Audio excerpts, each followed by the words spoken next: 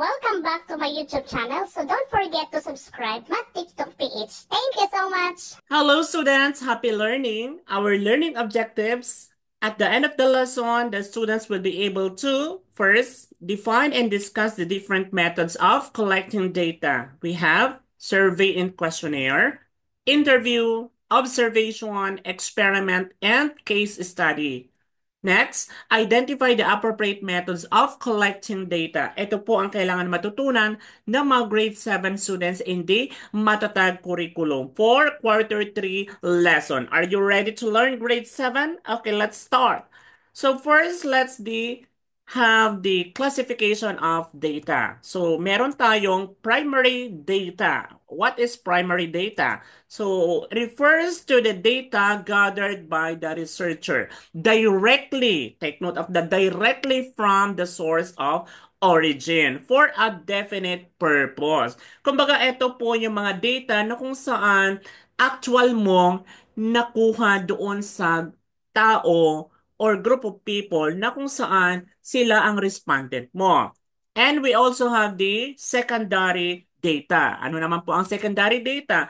Refers to the data used in research by the investigator which is originally gathered by some other person for some other purpose. Ibig sabihin ng secondary data ay it's already existence. Kumbaga nandyan na po, nakapublish na siya. Kumbaga ginamit na po ng ibang mga researcher. Inadapt mo na lang siya to support your study.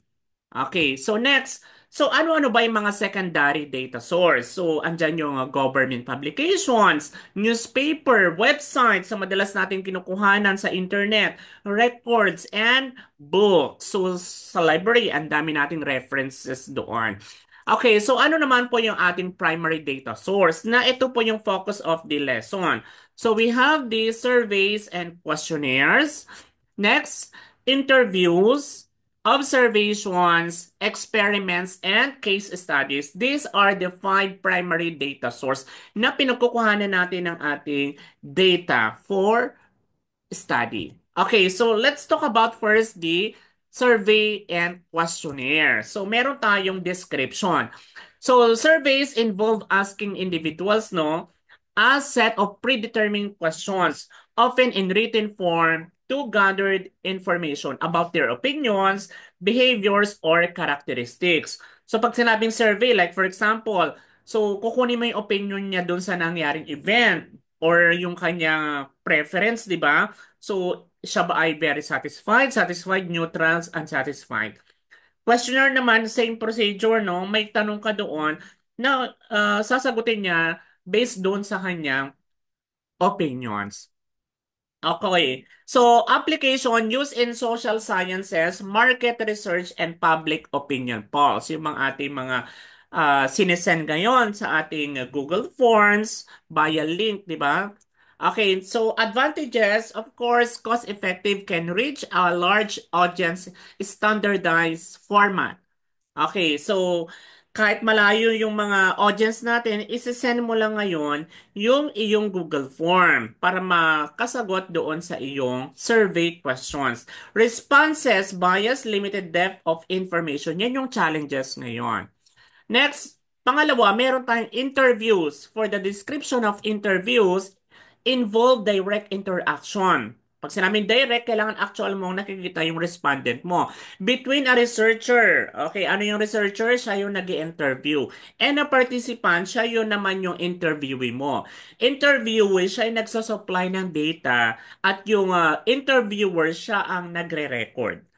Okay, kasi siya po ang kukuha ng data ng sa interviewee, where questions are asked and responses are recorded.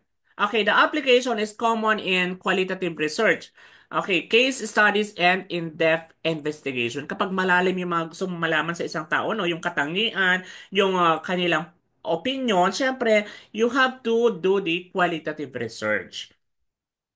Okay, so the advantages, of course, allows for in-depth exploration, flexibility in questioning, and clarification of responses. Siyempre, actual mo nakikita yung tao, makikita mo kung sinceridad siya or hindi ka malinaw dun sa sagot niya, pwede mo i-clarify yung tanong mo. Okay, yun yung advantages doon. So, challenges of course, time consuming. Kung halimbawa 10 yung interview mo, it takes time per person. So, halimbawa 1 hour yan. So, ang haba ng time mo.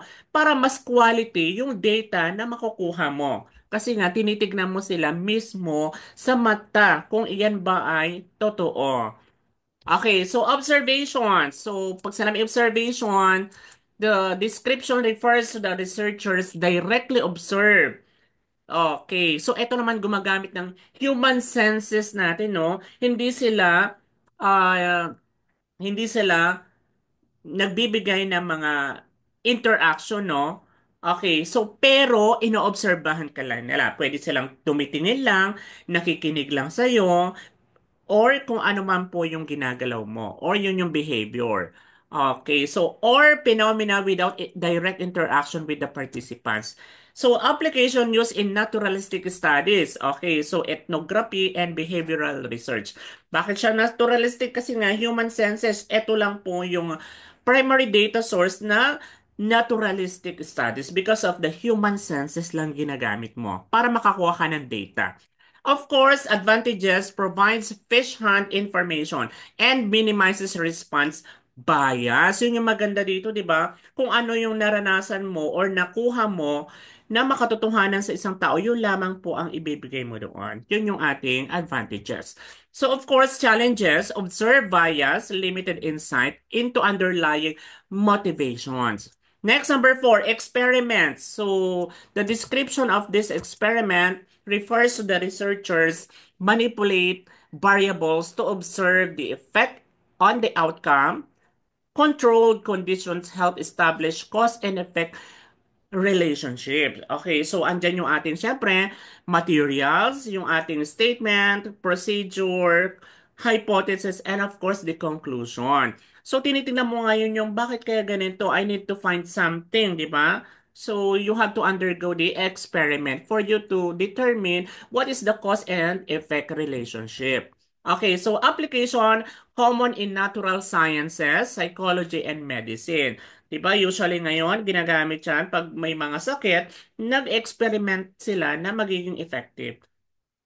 Okay, so of course, advantages allows for causal inference, high internal validity. Okay, so challenges, artificial settings may limit generalizability, ethnical concern.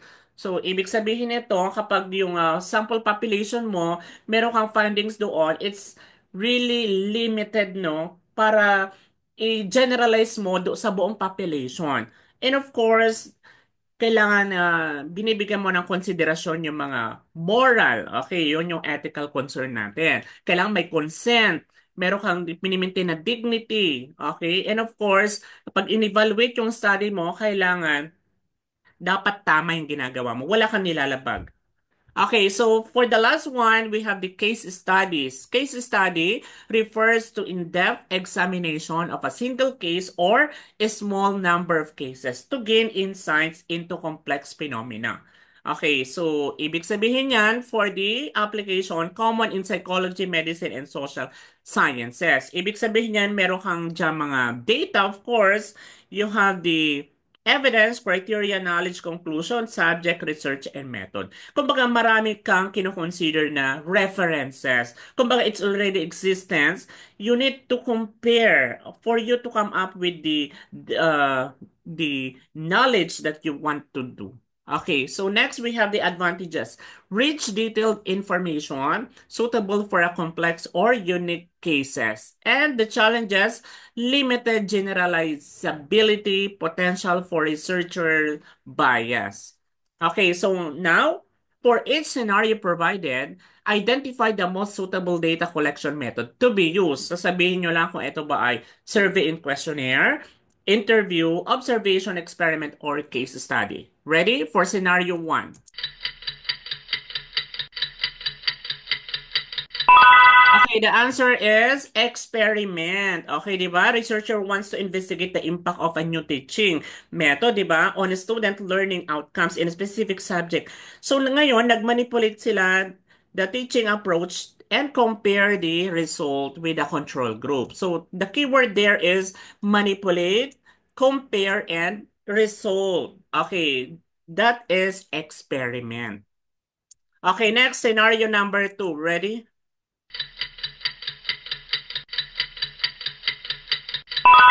So the answer is interview. Okay, remember, so yung researcher no interested in exploring the experience and perception ng bawat individual. Siyempre, para makuha mo yon, take note no, that is qualitative insight. Kaya nga i-interviewin mo siya. Remember, that is the actual gathered data. Kasi nga gusto mong malalim yung iyong makuhang opinion dula doon.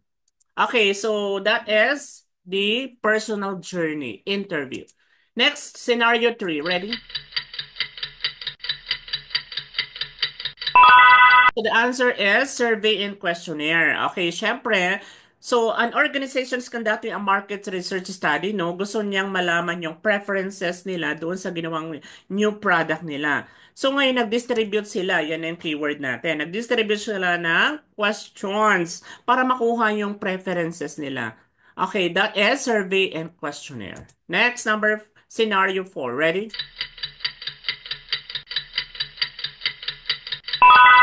Okay, the answer is observation. Okay, because of the keywords, silently monitoring interaction, di ba? So, tahimik ka lang dyan, hindi mo sila kinakausap, hindi mo sila hinahawakan, pero nakamasid ka lang. Kaya nga that is observation. Use your senses. Okay, scenario 4, ready?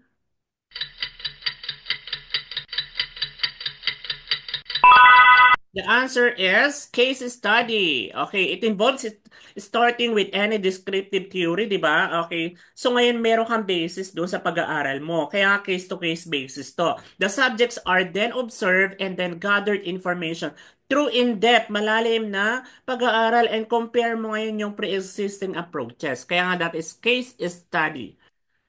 Okay, so for scenario 5.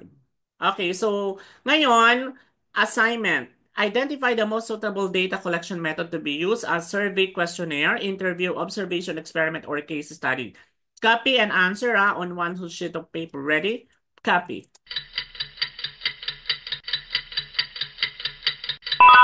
Okay, so with that, I hope you learned something and keep on learning, everyone. Bye-bye.